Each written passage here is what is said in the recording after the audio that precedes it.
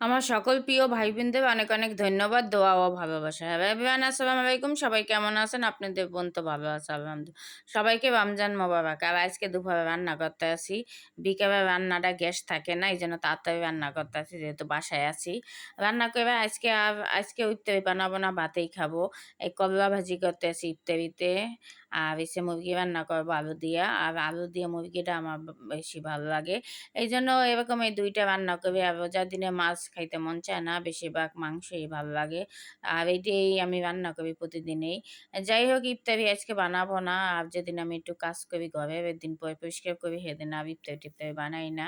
যাই হোক, এখন রোজা শেষ হয়ে আইছে, আর অত ইফতারির প্রতি এতই নেই, ভাতের প্রতি। যাই হোক, এখন এই মুরগিটাও মাখাইতে আছি, মাখাই বসাই দেবো। ভাবছিলাম গ্যাস নাই, একদম গ্যাস কমে গেছিল। এখন আবার দেখি ভাজি বসাইতে বসাইতে গ্যাস চলে আসে। যাই হোক, এই যে মাখাইয়ে বসাইতে আছি, এনে জিরা, ধনিয়া, গরম মসলার গুঁড়া সবকিছু দিতে আছি। তারপর হলুদ মরিচ দিয়ে আদা রসুন দিয়ে আমি মাখাই নেব। সাথে গরম মসলা দারচিনিও দিয়ে নেবো আস্তা, আবার গুঁড়াও দিয়ে দিছি, আমার পরিমাণ মতন দিয়ে দিতে আছি। যাই হোক, আপনারা আপনাদের পরিমাণ মতন দিয়ে দেবেন। আর মাখানো মাংসটা কিন্তু অনেক মজা লাগে।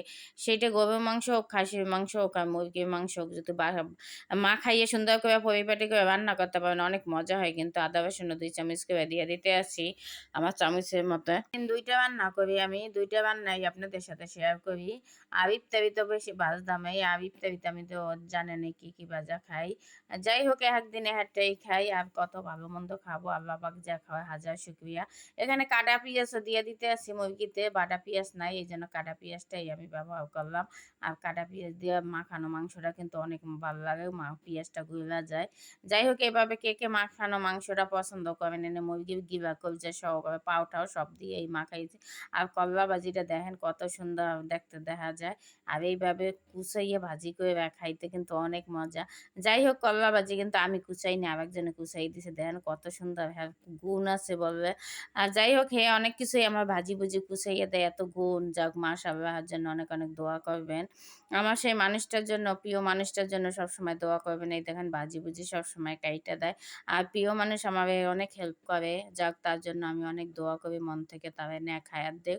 আর এই দেখেন মাখানো মাংসটা বহাই দিছি, এখন নাড়া দিতে আছি। ডাইকে একদম লো হিটে আমি রান্না করব। তবে মাংসটা অনেক আছে, আমি পানি দেব না, এই পানিতেই হইয়া যাইবে। আর এই দেখেন আলু আর মাংস একসাথে মাখাই দিছি, তো এই পানিতেই হয়ে যাবে। আর নতুন আলু আর একটা টমেটো দিয়ে দিতে আসি। টমেটো বেশি দেব না, আর গ্রেভি বেশি হইবে এইজন্য। যাই হোক, লাল টুকটুকা টমেটো একটা দিয়ে দিছি। আর টমেটো দিয়ে মাংস কিন্তু ভালোই লাগে। সবাই একবার খাইয়া দেখবেন।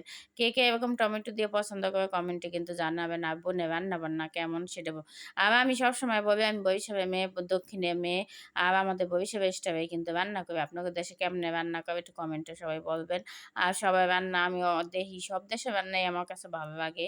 রান্না আসলে যে কি পরিমাণ মজা, সব যেরকমই রান্না করুক না, এক জায়গায় রান্না একরকম স্বাদ।